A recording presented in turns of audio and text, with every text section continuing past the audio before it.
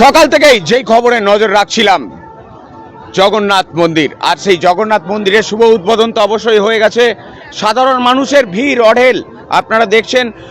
কড়া নিরাপত্তার চাদরে মোড়া কিন্তু জগন্নাথ মন্দির দীঘা। সরাসরি সেই ছবি নিউজ বাংলা কলকাতার পর্দায় আমরা দেখাচ্ছি, দেখছেন আপনারা। সকলেই কিন্তু খুব ব্যস্ত, পুলিশ থেকে শুরু করে সিভিক ভাই বন্ধুরা সকলেই কিন্তু ব্যস্ত এই জায়গায়। কেমন লাগছে আজকের দিনটা? হ্যাঁ, খুবই ভালো লাগছে। একদিকে পুরী, একদিকে নিউ দীঘায় তীর্থস্থান হয়ে গেছে। তীর্থস্থান হলো, একদিকে সমুদ্র, একদিকে দীঘার এই যে একটা জগন্নাথ দেবের মন্দির। কি বলবেন জনসাধারণ? অসাধারণ লাগছে, অসাধারণ। পুরীতে আর অত দূরে যেতে হবে না, এটা বড় কথা, কাছাকাছি আছে। অসাধারণ লাগছে, খুব ভালো। কি নাম আপনার? তনুস্মিতা লোহার। কোথা থেকে এসেছেন? মধ্যমগ্রাম, কলকাতায়।